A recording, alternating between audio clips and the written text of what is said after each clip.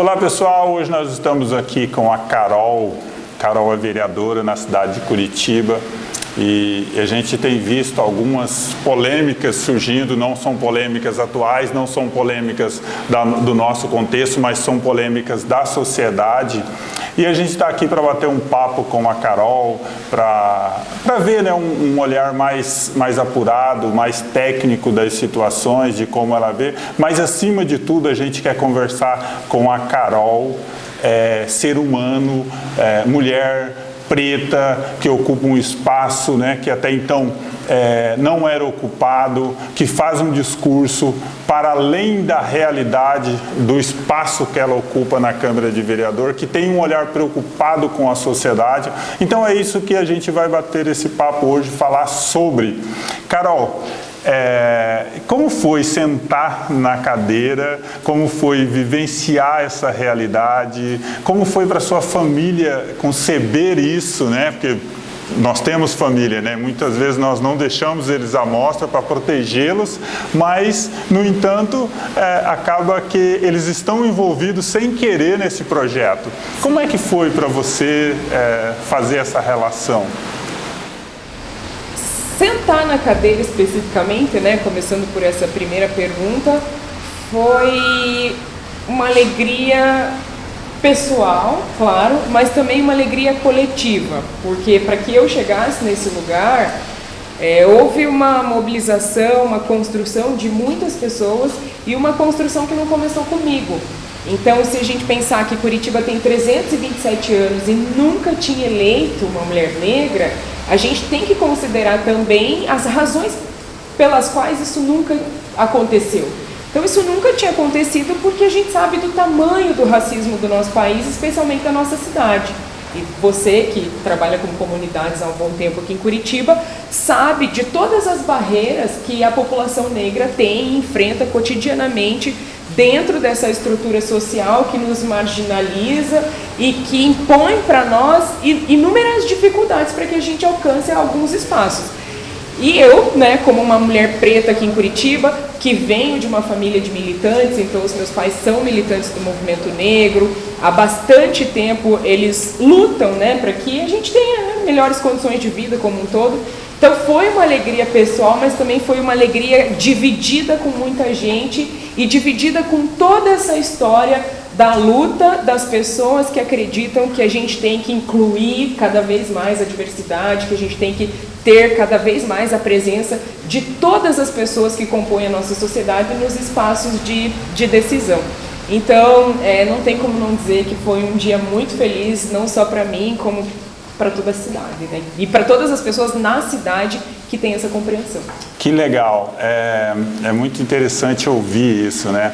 Porque eu vejo que a imprensa, de modo geral, procura você quando acontece algo, né? Ou tem lá uma situação de racismo, ou quando tem alguma situação que envolve, né, o seu nome, ofensas, perseguições. Eu vejo que a imprensa sempre está focando, né, em alguns momentos, mas são momentos específicos, né? E a gente está com essa proposta aqui no Minuto Social de conversar com você para além dessa situação, para além desse ponto específico, porque a gente quer conhecer um pouco mais, né? O tempo é curto, mas nós sabemos que dá para ir para trabalhar essa situação e conhecer mais um pouco de você, né? Você é curitibana? Sou curitibana, nascida e criada, minha família também é daqui. Eu brinco em todo lugar que eu vou que eu sou uma curitibana que fala leite quente. Quando eu estou dando entrevista, fazendo live com pessoas de outros estados, eles olham e falam: meu Deus, de onde é essa menina com esse sotaque? Mas é que eu sou de Curitiba mesmo. Que legal. Cresci jogando bets, pulando elástico. De qual região de Curitiba? A gente morou no começo ali da minha infância no Santa Quitéria. E aquela coisa, né? Eu sou de família pobre, família de trabalhadores, então a gente morou no Santa Quitéria, depois a gente morou no São Brás e depois a adolescência e a juventude na Vila Guaíra.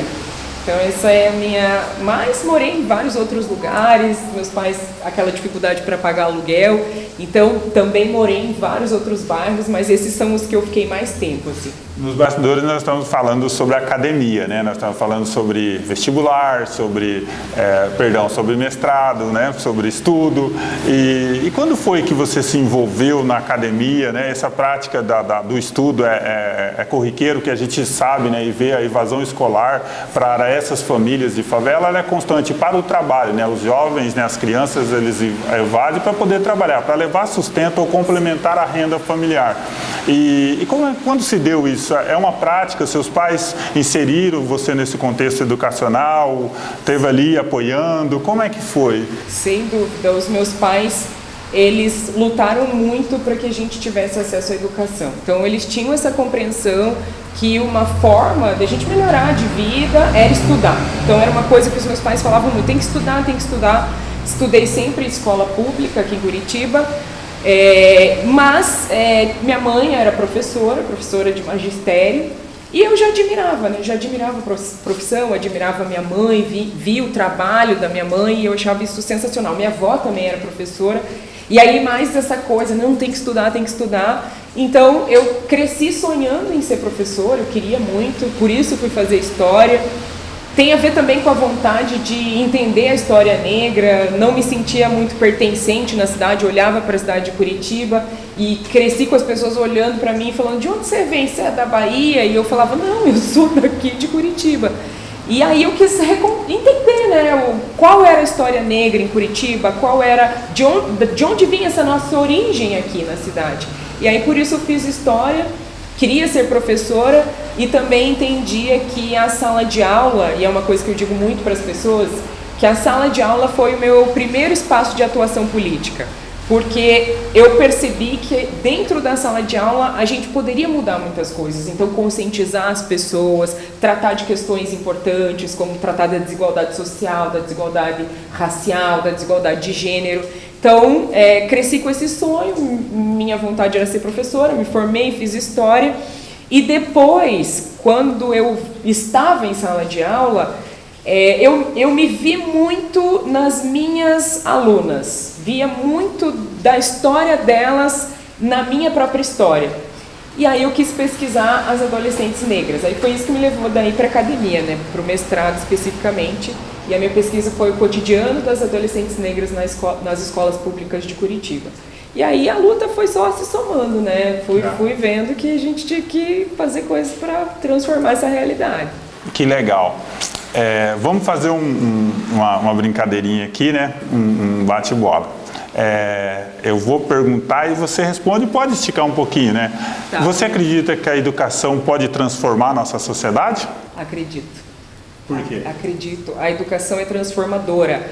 Parece clichê falar. Eu sei que é um clichêzão. Todo mundo fala, a educação transforma, o poder da educação. Mas ter compreensão, entender a realidade de uma forma mais concreta, olhar para isso de uma forma mais aprofundada, tem poder de mudar muita coisa. Eu vejo o próprio poder da educação na minha vida, o quanto isso transformou a minha história. Então a educação é transformadora, sem dúvida. Eu vejo muito nas reportagens, né, o pessoal pedindo para você falar sobre racismo, sobre o que está acontecendo, sobre as ofensas e etc e tal. E nesse bate-bola eu quero que você fale para os nossos telespectadores, machuca? Machuca demais. Machuca muito. E são várias feridas, né? Porque é isso, eu sou uma professora, eu sou uma curitibana, eu conheço a cidade, eu tenho toda uma história, uma trajetória. E é aquilo que você começou falando. Quando me chamam em geral para falar, como é que foi a ameaça de morte? E aí eu falo para as pessoas, como é que você se sentiria em ser ameaçado de morte? É meio óbvio, né? E é como se eu só tivesse isso para falar. Eu tenho várias outras coisas para falar. A gente tem trabalhado ali na Câmara com projetos para várias áreas, para várias coisas, e é como se fechassem e reduzissem a gente nessa caixinha do racismo. Essa é uma coisa. E as próprias ameaças, né? Recentemente eu entrei com um processo agora contra 25 perfis da internet que me atacaram com injúrias raciais, ameaça de morte e várias outras coisas. Isso machuca também muito, porque isso demonstra o quanto as pessoas, não todas, né? Claro que isso não é o todo da população, inclusive nem estaria eleita se fosse isso, mas isso mostra quanto muitas pessoas ainda têm essa ideia de que nós, negros, de que as mulheres negras não podem estar em alguns espaços. Como assim que você está nesse espaço? Como assim que você... Então, sentir esse preconceito mesmo, porque o fundo das ameaças, o fundo das injúrias é racista e machista. Então, sentir isso machuca mesmo. Mas, ao mesmo tempo, o apoio, as pessoas que acreditam nesse projeto, né, que acreditam numa transformação, também é muito importante, é o que dá força todo dia. Então é o que dá força para continuar nessa luta. Meu último questionamento vai ao encontro do que você acabou de falar.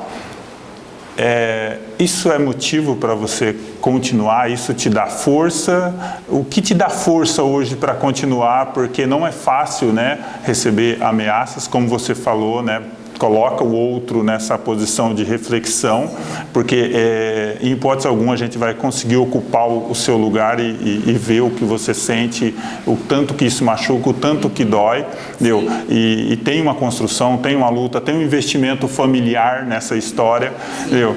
Tem o seu próprio investimento, tem o seu próprio esforço, né? E tudo isso a gente tem que valorizar, a gente tem que respeitar, e a partir dessa premissa, o que te leva a continuar hoje? O que te leva a sentar naquela cadeira todos os dias e brigar e lutar por milhares de mulheres e de pessoas?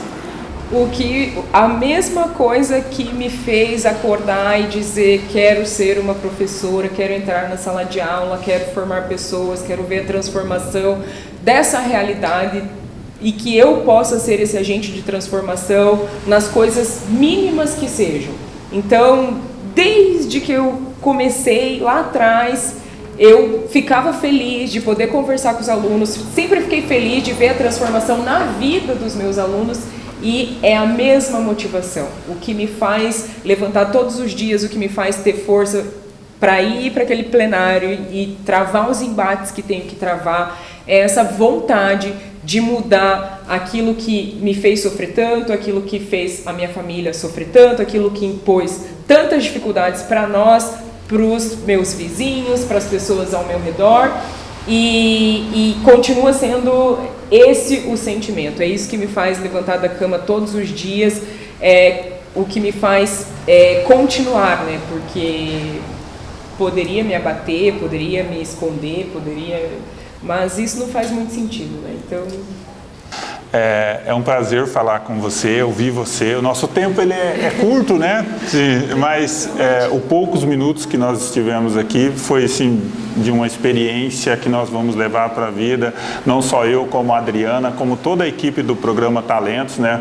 Foi um prazer receber você, falar com você e estar com você. Você é um orgulho para nós, né? Enquanto pessoa, enquanto ser humano, a sua história, entendeu? E a gente só tem a agradecer você por dar essa oportunidade, né? Você está nos dando essa oportunidade de ouvir, e também as pessoas que estão nos assistindo. Nós só temos a agradecer você e obrigado por existir.